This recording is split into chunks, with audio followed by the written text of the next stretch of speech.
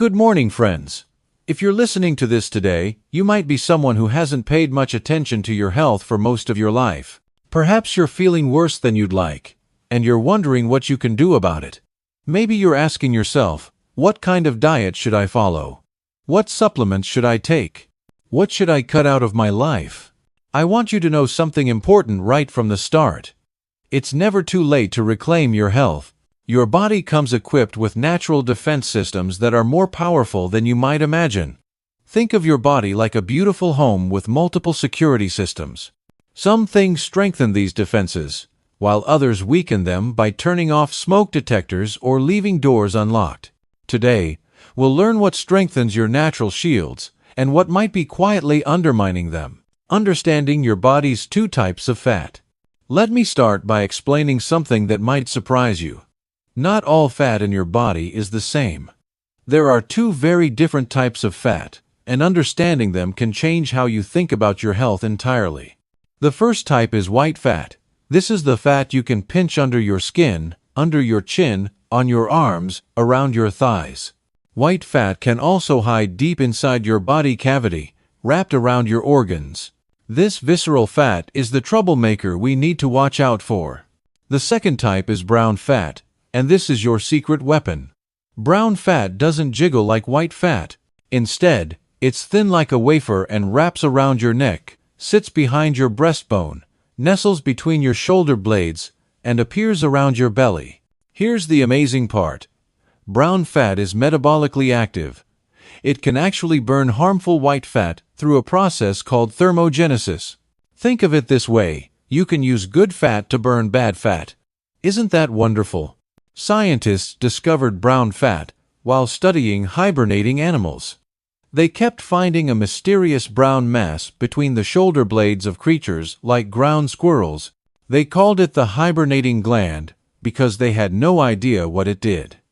It wasn't until the 1932nd that researchers at UCLA discovered this brown mass was actually fat cells packed with mitochondria. These mitochondria are like the batteries of your cells, and they're rich in iron. When iron gets oxidized, it turns brown, just like nails left outside in the rain. During cold temperatures, brown fat fires up and keeps animals warm so they don't freeze to death. Activating your brown fat. Here's the exciting news. We humans can tap into this same system. We can actually activate our brown fat to help burn harmful visceral fat. One simple way is through cold exposure. Taking cold showers, sleeping in a cooler room, or spending time in cooler temperatures can wake up your brown fat. When those mitochondria start working, they burn energy from your white fat, especially the harmful visceral fat around your organs. But cold exposure isn't the only way. Certain foods can also activate your brown fat, and I want to tell you about one that might surprise you: coffee. The morning miracle. Coffee as medicine. Coffee is made from coffee beans, which contain powerful compounds called polyphenols, including chlorogenic acid. Chlorogenic acid does two remarkable things. It fights inflammation in your body, and it activates your brown fat. When you drink coffee, the chlorogenic acid tells your brown fat to fire up those mitochondria and start burning harmful white fat. The ideal amount appears to be about 3 to 4 cups of coffee per day, which can definitely help your good fat burn your bad fat. Let me tell you about research that amazed us in the laboratory. We took oats and extracted their bioactive compounds. We discovered that oats contain powerful substances called avenanthramides and beta-glucans. When we tested these compounds on wound healing, something extraordinary happened. We injected oat extracts into wound edges in laboratory studies, and the healing rate doubled. The wounds closed faster, but here's what shocked us. The healed wounds had no scars. When we examined the tissue under microscopes, we found that oat bioactives had completely suppressed inflammation, created more healing blood vessels, and recruited the body's own stem cells. The collagen in healed tissue was woven in a perfect pattern, like a beautiful oriental rug. When collagen is woven perfectly, there are no scars. We had never seen anything like this before. The power of simple morning choices. This brings me to a crucial point about simplicity. When I look at some of the healthiest people from the healthiest cultures around the world, they live quite simply. Take the Greeks, for example. Many start their morning with just a simple cup of coffee and maybe a piece of fruit. That's it. Perhaps a small cup of Greek yogurt with some crushed pistachios and chopped fruit, but not much. I've started doing the same thing, and I feel so much better when I'm not loading up on calories and additives first thing in the morning. I grew up like most people. It felt wonderful to have something big and creamy with whipped cream on top. But honestly, simplicity always makes me feel better. I start my day now with a cup of coffee. Coffee is one of what I call the three divine beverages: water, tea, and coffee. No matter what health condition you're looking at, whether it's cancer, diabetes, longevity, or overall fitness, coffee seems to be good for you. I was taught in medical school that coffee wasn't good for your heart, that it could cause irregular heartbeat. But the bioactive compounds in coffee contain significant amounts of polyphenols, like chlorogenic acid. These compounds do wonderful things for your metabolism, blood vessels, and reducing inflammation. They tip the odds in your favor toward longevity with just a simple cup of coffee in the morning. The Japanese secret: eating until you're 80% full. Now, let me share something important about portion control from one of the longest living populations in the world. The Japanese have a saying, hara hachibu, which means stop eating when you're 80% full. This isn't just cultural wisdom, it's backed by science. When we consistently eat until we're completely full, we put tremendous stress on our digestive system and metabolism. We create inflammation in our bodies, and that inflammation weakens our natural health defenses. Think about your body like a tube, like a thermos bottle. Inside that tube, you can fill all the spaces between your organs with fat. It's like when you ship something fragile and you fill a box with packing peanuts. You could take a big box and put lots of peanuts in it, or a smaller box that fits snugly. The size doesn't really matter. You could be thin and still pack a lot of peanuts, which in this case is visceral fat. That's what we call skinny fat, when a thin person has too much visceral fat packed inside from consuming too many calories over time.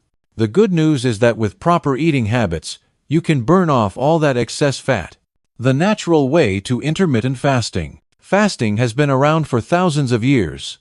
If you look at some of the oldest religions in the world, fasting is part of their rituals. Now people ask, what about intermittent fasting? How long should I fast? There's no magic formula for fasting success, because we're all different. Our bodies are different. Our lifestyles are different. However, I'll give you an easy way to approach fasting because it's very natural for us. Just pay attention to what you do every day. When you sleep, you're not eating. When you're not eating, you're fasting. So guess what? You're already fasting every day. The longer you don't eat while sleeping, the more your metabolism can shift gears to burn any excess fat that has accumulated. I try to make everything as scientific, but practical as possible. If you really want to get into intermittent fasting, the easiest way is to take advantage of what you're already doing. If you're sleeping, try to sleep 8 hours a day. If you go to bed at 11 p.m. and wake up at 7 a.m., you'll get 8 hours of sleep, ideal for your brain and metabolism. Extending your natural fast. Here's how to get more benefit from those 8 hours. The night before, when you finish dinner, let's say you eat from 7 to 8 p.m., when you finish dinner and put your dishes away, stop eating. Don't eat again until the next day. If you want dessert, have it with dinner, but don't take snacks and sit by the television afterward. Have one complete meal, then no eating before bed. Now you have 3 hours before going to bed at 11 p.m. During those 3 hours of not eating, your blood sugar will drop, your insulin will drop. Your metabolism will shift gears 3 hours earlier. Now you have 8 hours plus 3 hours, that's 11 hours. When you wake up in the morning at 7 a.m., don't do exactly what our mothers told us to do. If you're like me growing up, my mother would tell me to quickly eat breakfast when I woke up. I developed this instinct to wake up and eat as quickly as possible. What I do now, when I wake up, is intentionally not do what my mother told me. I wake up, I take time to get ready, get dressed, and I don't eat anything immediately. I might check outside, take a quick walk, check email, or read a few pages of a book. I wait at least 1 hour before eating anything. Now let's calculate. 8 hours of sleep, 3 hours after stopping dinner, plus 1 hour after waking up. That's 12 hours of fasting. If you really want to fast for 16 hours, just skip breakfast and eat lunch, as long as you don't overeat at lunch. This requires discipline, and after fasting, you shouldn't overeat or eat the wrong types of foods. That's how you do intermittent fasting in the most natural way possible. What weakens your natural defenses? Remember, your body is programmed with defensive shields. But what things lower your shields? What turns off the smoke detectors in your house? Excess sodium, too much salt, can do serious damage. You might find this in many restaurant meals. Have you ever been to the back of a restaurant kitchen to see how they salt their food? Patrons like salty food. It makes food taste very good. Our brains respond very well to salty food. But high sodium levels actually accelerate our cellular aging process, so we literally age faster. It also causes tremendous wear and tear on our health defense systems, especially our circulatory system and blood vessels. The magic of quality sleep. While you sleep deeply, your metabolism is also burning fat. You might think you're not exercising at night. You're right, you're not really exercising, but actually, your metabolism is burning fat. When you sleep, your insulin levels don't need to be high because you're not eating. Insulin levels drop, and your metabolism shifts gears. I give people this comparison. Your body is like a race car, a sports car like a Ferrari. During the day, you're in gear to drive and accelerate. At night, you shift into gear to really burn fat. You don't need to accumulate more fuel. Now you're burning fuel. So when you sleep, you're actually burning fat. But when you don't sleep well or long enough, you don't burn that fuel. That fuel accumulates. 1 or 2 days of insufficient sleep is okay. Think about jet lag when traveling overseas. Once you catch up, you'll feel better. But think about this day after day. People with chronic stress never sleep well. Add alcohol to the equation, and you can see how problems accumulate. Your brain becomes foggy, your metabolism becomes unstable, you don't burn fat from the calories you ate during the day. Inflammation starts to increase in your body, and that inflammation weakens your health defenses, making you much more vulnerable. Learning from the longest living people. Let me tell you about the Japanese population, which consistently shows some of the longest living people in the world. First and foremost, before we talk about what they eat, let me tell you what they don't do. They don't overeat. Consuming too many calories is very harmful to our metabolism. It actually works against our ability to live long, accelerates our cellular aging process, and causes inflammation. So by cutting down on daily calorie intake, that's part of Japanese culture. The Japanese approach to food tends toward modesty, eating less rather than overeating. Understanding food processing. What really matters? I want to bring some clarity to the word processed because there's sometimes confusion about what's processed versus ultra-processed. We rarely eat raw ingredients one by one. The exception might be a salad bar or fruit plate. Most foods we eat are cooked, processed, whether it's Chinese food, Indian food, Mexican food, Spanish food, Italian food. It's been prepared, and that means you're taking raw ingredients and doing something with them. You're processing them. Have you ever seen how they make pasta at home?